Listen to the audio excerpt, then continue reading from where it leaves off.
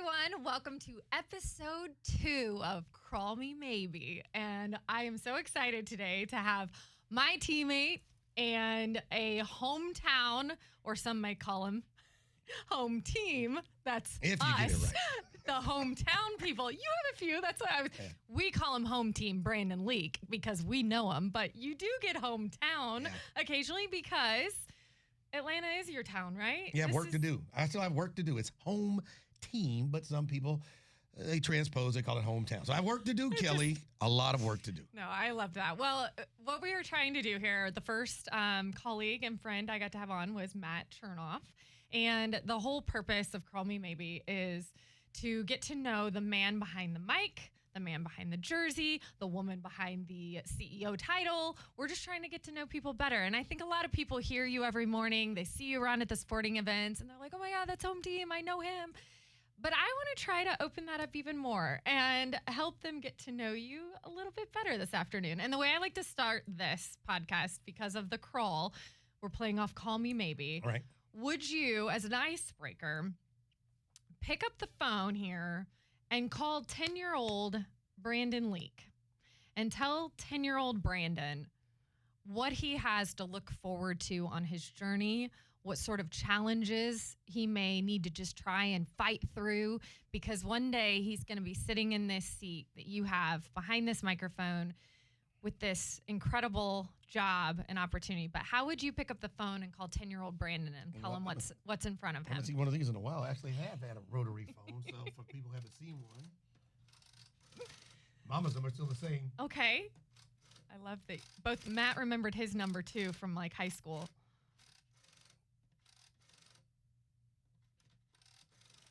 Yeah, the number hadn't changed. Let's see what I would say. Bling, bling, bling, bling. Hello? Hey, what's up, man? How you doing? Yeah, it's you. Yeah. No, you're a little bit older here. You're a little bit raspy or deeper with the voice. Hey, man, I was just calling. I don't have much time, but I was going to tell you, man, stay on the right path. Think you're going to see that life is a journey, and you should enjoy the ride. You're going to get a lot of things that you want. Not everything that you want, and you'll find out that life doesn't go as planned. You should be who you are authentically. You're going to have a great time, man. Stick with the sports thing. I think it might work out. You're going to have a little detour in the road. You might have to wait a little longer to get something that you really want, but I think it'll pay off in the end. What's that?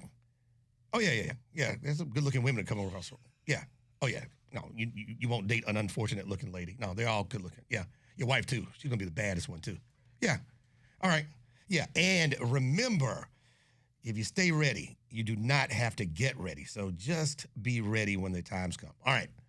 I'll talk to you later. Or I'll see you later. And you'll enjoy it, I promise you. All right. Take care. I'll remember that. And there it is. All right. Take care. Enjoy it. Bye-bye.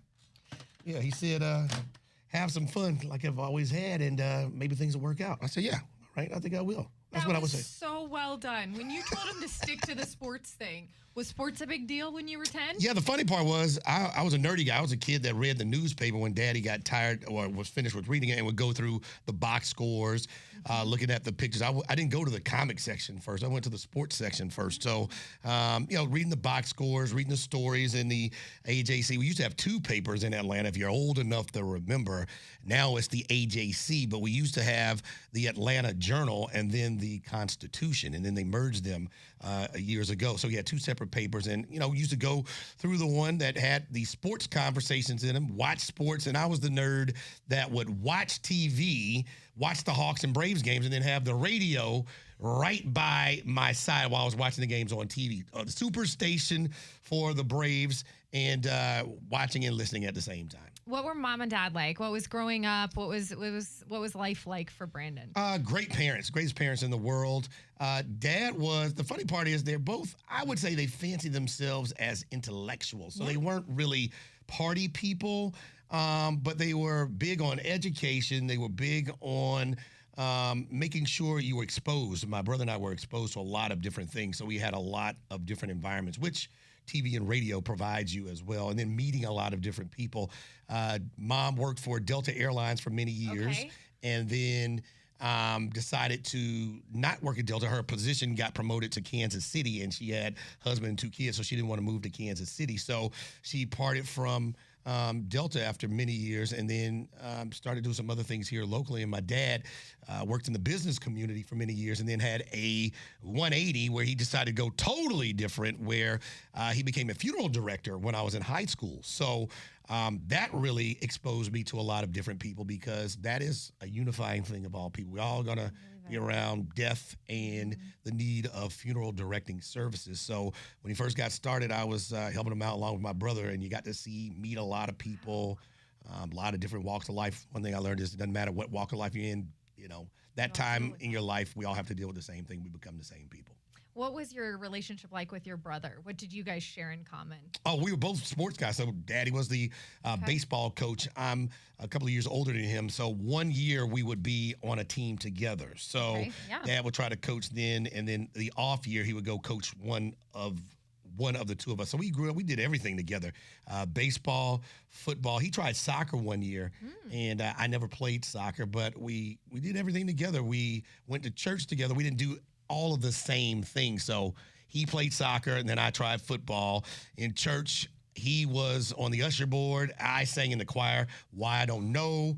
I cannot sing. I love music, but I cannot sing. But I've always been the shortest guy in the bunch. So when we used to walk into the church singing the song when church started, I would be the first awful voice you would hear coming through all of the other angelic voices. So we did everything together. You didn't have any solos? Come on, I don't believe that. No, there were never. The only solos would be in the shower. That's it, where they still happen before I come to work every day. You got a favorite one you still remember? I feel like when you grow up in those churches, like I did too, there's like one hymn that I, like to this day, I'm like, that's it. That's the one. I loved when we got to sing that one. What was the song we used to sing? We sang pretty much, our choir did most of the same songs coming in. What was the one? I'm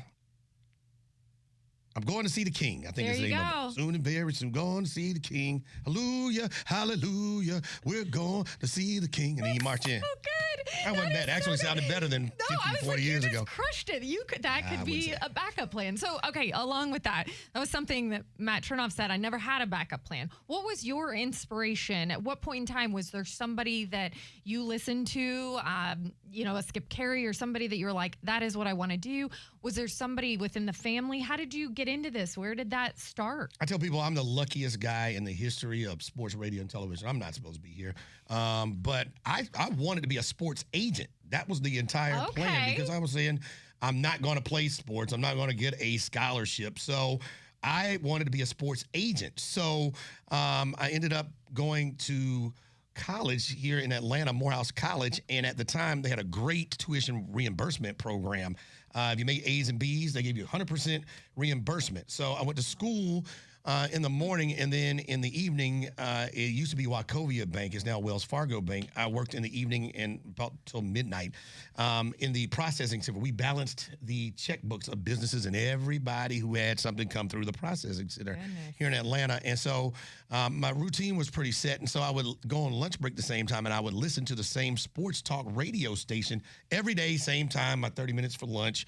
So it was the same thing. So one day, and we ended up becoming very good friends, Mitch Evans was filling in on a show I used to listen to, Crunch Time with Jamie Dukes, and we used to listen. I used to listen every day, and one day Mitch Evans is filling in, and he's from New York. He's a Yankee fan. I don't know why these guys think they can come everywhere and just run off at the mouth about Atlanta. Anyway, he is saying something, whatever he said, it was disparaging about the Braves. Or Chipper Jones, I remember him saying something about him not being worthy, and I just couldn't take it anymore. I call the number, pick up the phone, and he puts me up, and I was like, you know what? You're exactly the problem with radio here in Atlanta. We need somebody from Atlanta, for Atlanta, on the airwaves, and you, buddy, aren't it.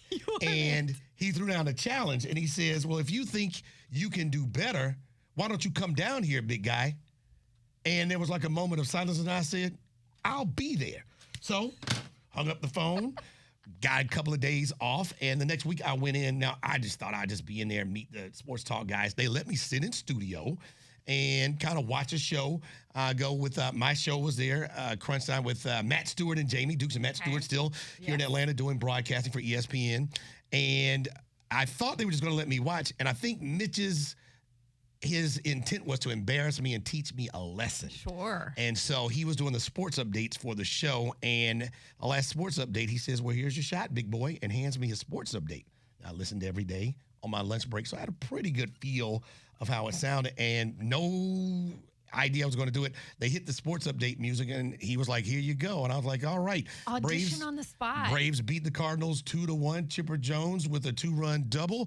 They'll be back for a weekend series tomorrow. We have the Falcons in preseason tonight taking on the Titans and Davey Lopez giving a press conference with the Dodgers. I'm Brandon Leak filling in for this sucker Mitch Evans here on 790 The Zone. Everybody howled and hollered and we had a good time. So when the show was over, I said, what do you have to do to intern around here? And at the time, I also was on the newspaper staff for our college newspaper, the Maroon Tiger at Morehouse College. And I was just trying to get in, get some access to get some Braves interviews for our school newspaper and started interning. Jeff Wolverton was the producer. He said, will you talk to me? So I was trying to work it out because I was going to school and working, a little tired. And he said, you can talk to me. So I started talking to him. And I always tell kids when I go talk to them, one thing leads to another, and started interning and then got some opportunities to cover some clubhouse sound for the Braves. And then they asked if I had some time to do some stuff for the Hawks and Georgia Tech and if I could be available for some Falcon stuff. And next thing you know, they needed somebody to fill in for an afternoon sports update guy. And next thing you know, they needed somebody maybe for a hosting position. And one thing led to another. And now I get to sit with you with Crull Me Maybe as part of my resume. Maybe. And you got that call. So is that considered, would you consider that your first job then in the media industry? Oh, yeah, that was it. It was funny. I found an old VHS tape. Yes. And there was a Hawks game where they were interviewing some fans going in. The only other time I had been in front of a camera microphone, that TV station coming in, they were getting some of us at the ticket office going in to see the Hawks game, and I gave them a hit. I taken the train to go down there to a Hawks game at the Omni, and that was the only time I'd been in front of a camera or radio. Wow. And kind of got hooked, and like everybody else in radio, had an opinion or two. Yeah, I guess I had enough personality to do something with it, and just been incredibly fortunate and blessed beyond what I should have, and just kind of just parlayed one opportunity into another. When you say you speak to students and this and that, what is one piece of advice that you feel like you wish maybe you'd been given or that now you do like to give to aspiring talk show hosts, television reporters, you name it, people that want to try to get into this industry? Do some of everything. And that's to say, if you want to be a producer, learn how to edit and learn how to work a video camera. If you want to be behind the scenes and work the video camera, learn how to be a producer and run the board. The more multifaceted you are in radio, the more valuable you become. I was fortunate that I acquired different skills as I went along and sort of learned on the fly. But, you know, I think a lot of times people get hyper-focused into just their lane, and you never know where it's going to add up. I tell people who, if we don't have enough space here at 680 The Fan to intern, well, call another station in town. They might have somebody at a country station. They might have somebody at the gospel station. You know, if the Falcons go 12-0 to start, they might need somebody to go in there and play a soundbite. Ask around, see where you can be valuable and be available for opportunities that could present themselves. Did you ever anything but sports? As when far you say as that, like, did you ever do a country music station? Did you ever have any of those, or was sports that opportunity kind of your first one? And you just ran with it? I've been a sports guy. Now I've done it in different capacities. We used to have a relationship with a news talk station, so okay, yeah, news talk, I would sure. be, you know, a news talk on the news talk station, provide the updates.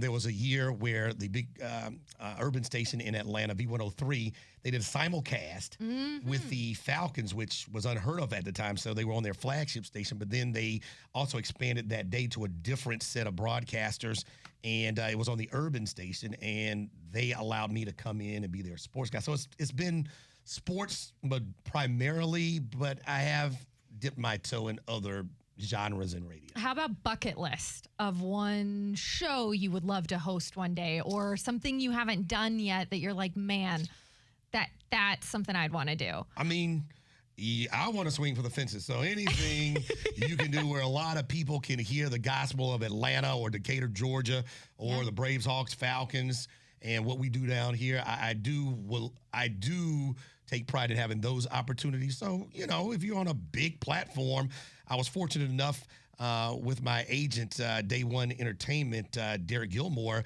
got me into the ESPN family. So I get a chance to do ESPN radio on the weekends and at night. And I think things are progressing. They call me in now on some of their midday shows if somebody can't make it. So that feels like it's progressing in the right way. So, if you go to the flagship and get a chance to do a hit or have a show or take the locker room show to ESPN, we get us a big viewing audience, that would be pretty cool. One thing I've always really appreciated about, you and I have started to get to know each other now that we get to be teammates, and just a few days ago had a blowout tire. Dunzo. This guy comes and saves the day. And what I think is so special about you and a lot of the guys we work with, though, but you're the same person behind the mic that you are in person, if not even better in person.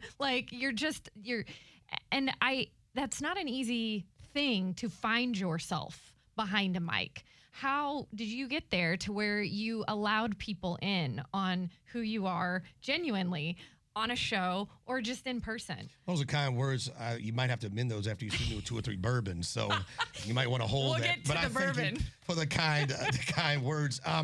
I have always taken the position, I think, and it is a problem. Look, we all have egos to some degree, and I have one too, but I have always taken the position, particularly the way I gained entrance into the sports media world, that I'm just a fan that gets to go behind the ropes. I've never positioned myself as I'm going to be better than this guy or I'm smarter than this guy's take. My opinions are mine, and sometimes they change and sometimes they don't.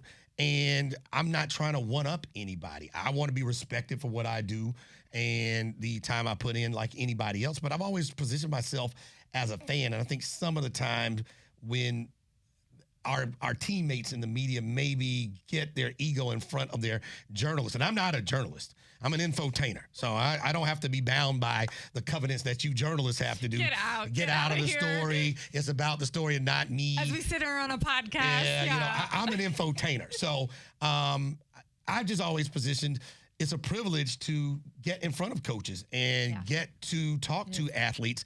And the cooler things is, when the mics and the cameras turn off, those times when you're able to make connections and build relationships with people, you only get to see when you turn the radio on or the TV on. Those are special to me. So I didn't want to burn my opportunity, and I never felt like I was anything more than just a fan that got a chance to get on TV or the radio and report to other fans who would like to do what I do and what you do and what we all do, and they just can't. Yeah, you mentioned bourbon just a moment ago, and I think that takes us into a great space of knowing you away from work a little bit better. What is it if you're not covering the Falcons or you're not going? Because you love to go to these sporting events, even if like tonight you're going to go to a Falcons game or whatever, and this is being pre-recorded early, but like you'll go to Braves games, even though you're not covering it for work. What if you're not doing sports? What does Brandon like to do on his downtime? I like good company. My wife and I always joke, we literally, unless we're going out of town or there's a birthday party or some type of family celebration, we have not planned a weekend on which, hey, we'll do this, that, and the third. And we have always had something to do forever and a day. I just like being around people. So, if it's going over to friends' houses or just going out, even, just to go just watch a game and just go get a small bite to eat, or somebody comes over to our house. I just like to be around people. There are times where, I am not the beacon of wisdom to tell people how to sleep.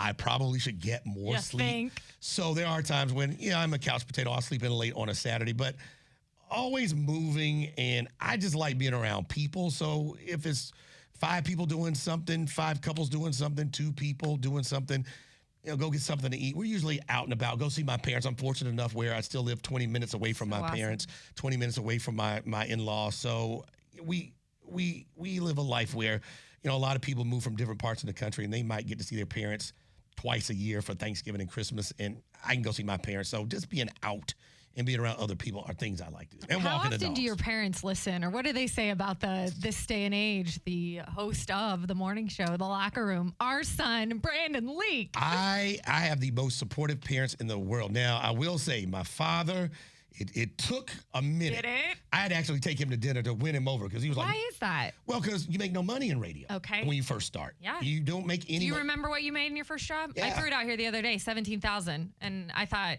I mean, I couldn't afford a $600 a month apartment at the time, and $17,000 I understand is a lot of money, but when it's for the year, it was still a struggle at the time. You bougie podcast. What did you? I know. Morning Okay. show host. Zero. Oh, stop! I didn't make Shut anything. the front door. I didn't make anything. So when I started interning I didn't make anything. And that's another thing I tell people. You need to pay the bills. So Okay, you need yeah, to have so how did something you that make paid it the work? bills. So what I did was I worked at the bank. I DJ'd at night on Friday nights, DJ Home Tizzle, the man with the sizzle. So I DJ'd for cash money. Wait. Who came up with that name? I did. If anybody was a part of those funds, we had a great time. My crowning achievement, I should have been offended. I was in a set, and clearly the party was going on. And usually, a good nugget for DJs, always watch the women. Women will dance by themselves. They'll dance with their friends holding a drink, and they'll dance with the guys. So watch the women, and I would always watch to see if I was playing the right songs, had the right vibe. I knew I was in it when I had a good vibe going, crowd is pumped up, and a guy comes over to me. I saw him looking, and he takes a wad full of money, and he throws money at me like I was an exotic dancer. Just thinking, yeah. So I was a little bit fitted. Did he just hit me in the face with some money? And then I saw it, picked it up, put it in my bag, and went home. So I just like to have a good time. So I DJ'd, worked at the bank, and I had to pay the bills. So I always tell people, find a way. If you get into radio, you're interning, not making much, pay the bill. So over time, when you get other opportunities. Your first contract. First contract. Where you weren't working for free. Do you remember it? These stories always, in our industry, I think it really can drive home to people who want to get in. Probably close to what you were talking about. Probably a little less. Probably a little less. I wouldn't doubt it. But you love what you do. That's the thing. You do this and you sacrifice and everything because you love what you do. What keeps you coming into this day with the kind of energy that you bring, and most of the time outside of coming after some of the teams, you're always positive. You always find a fun way to get our shows going. How do you do that after so many years? I see it as one, fun, but we also have a responsibility.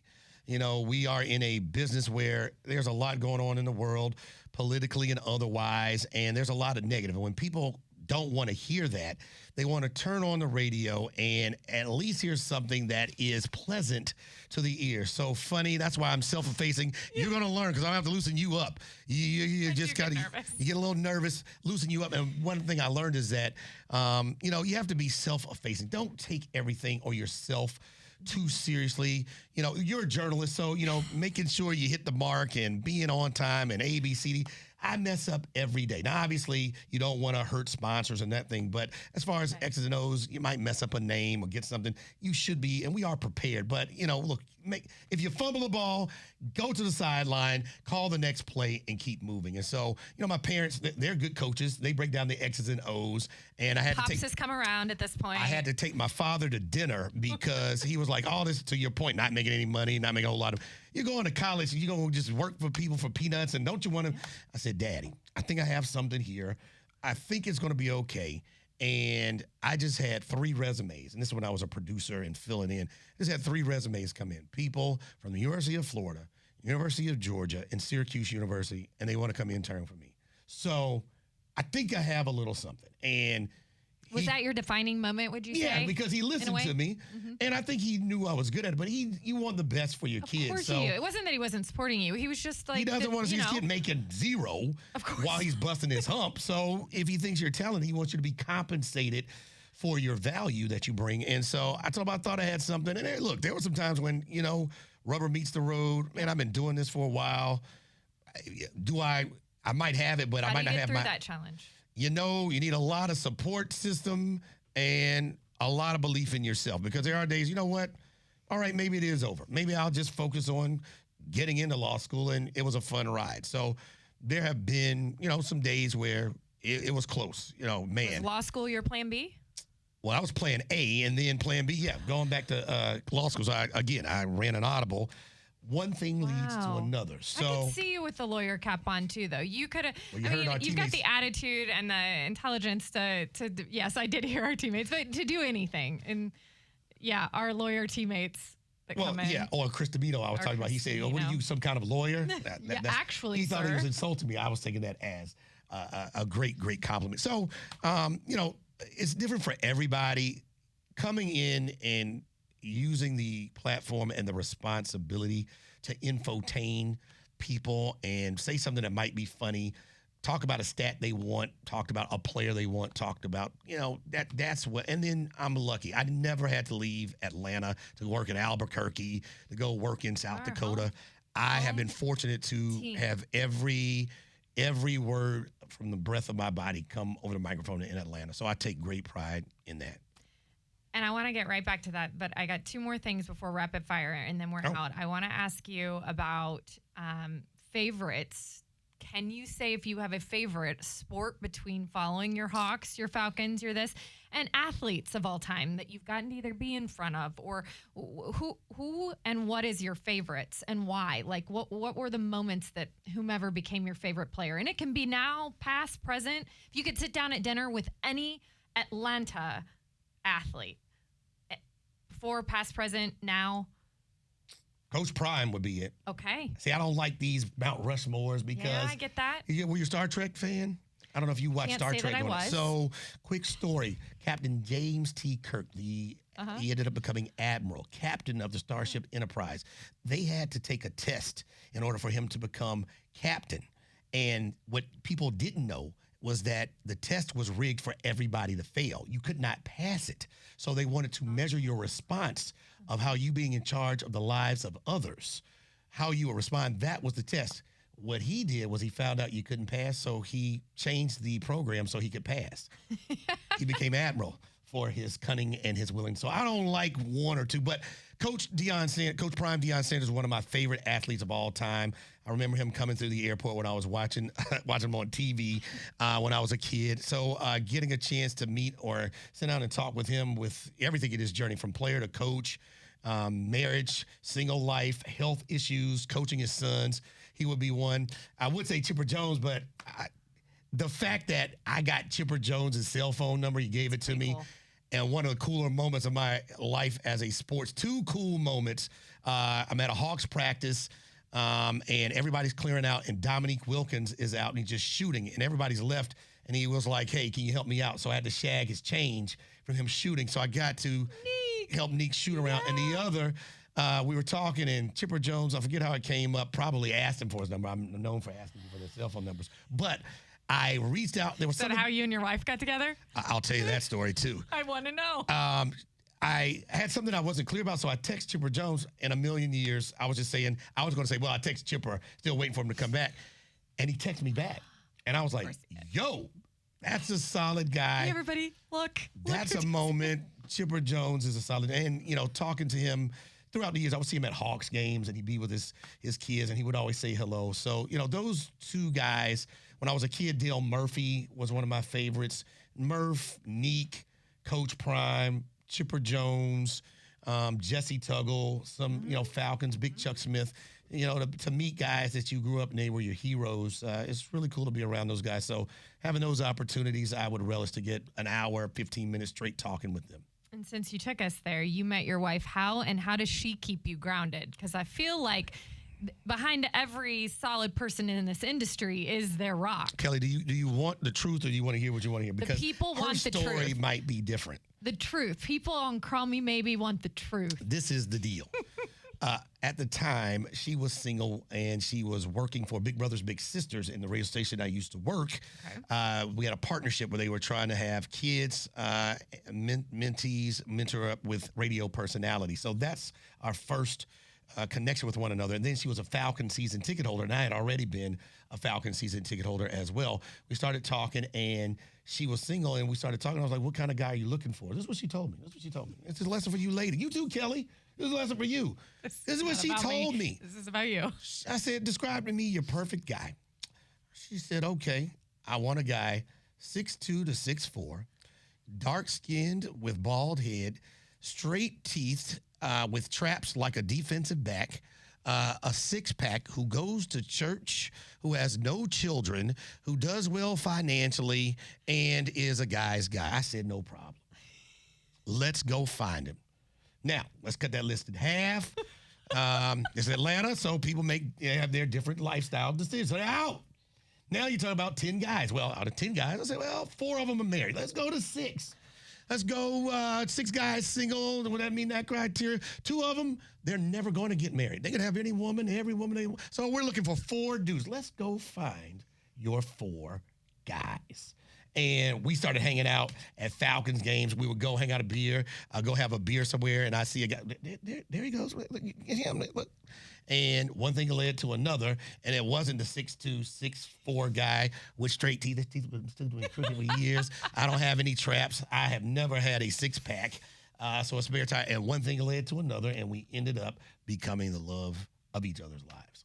That is a fabulous story. Basically, just look at the personality, and you sold her over with kindness and trying to lock her up with someone else. Her version might be a little different, but that's what happened. We'll get her version on another. Okay. Call Me Maybe. How does that sound? That's what you should interview everybody's wife. Oh, I plan to, because they're a big part of the story here, right? Yeah, we play that on the show and correct some of those inconsistencies that I'm sure coming, because we become a family in the locker room, and we are a brotherhood, and we will defend those that are under attack. I don't think our wives would attack them. There might be some things that are inaccurate.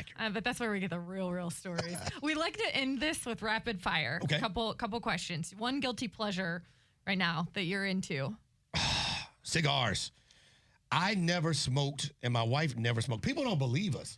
Never smoked weed. I've never smoked weed. 2 reasons I think. Okay. One, I think my dad put something into my mind, and I don't know why it stuck.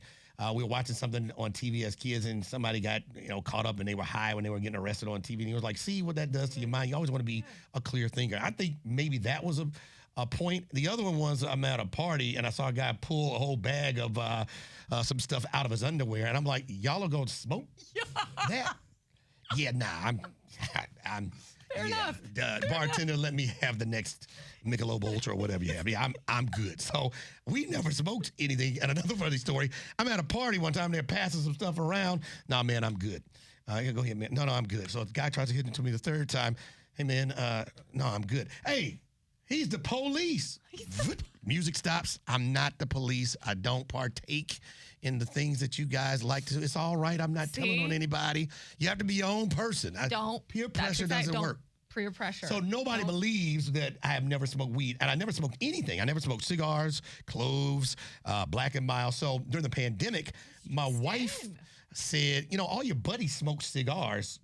Why don't you try smoking cigars? I was like, all right. So she got one of my buddies. They got me a humidor with 8 different cigars. Oh, wow. It took me about, I would say, 18 months to kind of figure out my palate, brand, strengths, and what I liked. And so a guilty pleasure is a cigar or 2 every month. Now, the way I ham it up on the radio, you think I'm smoking like Michael Jordan 6 a day, but I might smoke 1 or 2 a month, maybe. Okay. I like that. That seems like a very posh guilty Relaxing, pleasure to have in a way. And it's one, I don't promote it for people to do on a regular basis. I would like for you to be healthy. Yeah. But you know what? You got to live a little bit too. Okay, being from Atlanta, favorite restaurant? Ooh, let me see. I have enjoyed the Palm over the years. I really like their chicken parm. It is hard to go away from a good steak. So Oak is a great place, a little bit outside the perimeter to go to get a nice steak. I'm a meat and potato guy. So if you have a nice steak, and one of my teammates, Brian Finneran, he told me about Pittsburgh medium. If you've never had a steak cooked Pittsburgh medium, you need to ask for that. Once you have it once, you'll never want anything else. Okay, last show you binged. Good question. I always start and I stop. The youngins around here had me watching Love Island, and it was trashy. Walk around, meathead dude and bikini girl TV. I'm out. I'm trying to think. What was the special about the Murdoch yes, trial? That was good. I did watch that one from start to finish. I was hooked. And I got to figure out something to watch when baseball season comes to an end, to fill it in. So those were the last. Oh, Ozark. I was a few years behind on Ozark. And once I got started on that, it was just 3 shows a night till I fell asleep. Yeah. That was a good one. That's a really good one. Last one. one thing in your refrigerator that you would be embarrassed for people to see. Embarrassed. Well, I'm not allowed to keep the fridge open too long. The wife doesn't want me standing in there. She'll get it for me. She says I leave it over too long. There are some things I can't do at home. I'll be honest. Really? We're going to get I can't these wash the rules, clothes. too. I can't dry the clothes. I can't stand in front of the fridge to figure out what I want to eat. Sometimes she'll go get it. I'm trying to think. We don't really have too much funny stuff, and I don't have. What if we went with song food on your your phone that you'd be embarrassed to admit you have on? Yeah, see, that one made me more in your it does matter my public persona, but I like things. I like show things. tunes. If I pulled it up, you probably see some Project Pat. I do. Project Pat would be there. Memphis That's 10. beautiful. If it's not an ATL guy like T.I., you'll probably hear some Project Pat. Yeah. Oh, home team Brandon Leak, as you know him, the host of The Locker Room in the mornings, Monday through Friday. But I hope today on Crull Me Maybe, you got to know just a little bit more about Brandon. Thank you so much for being with us today. Listen to The Locker Room, 6 to 10. Tap the 680 The Fan app on the Fan 680, 93.7 FM. Until next time.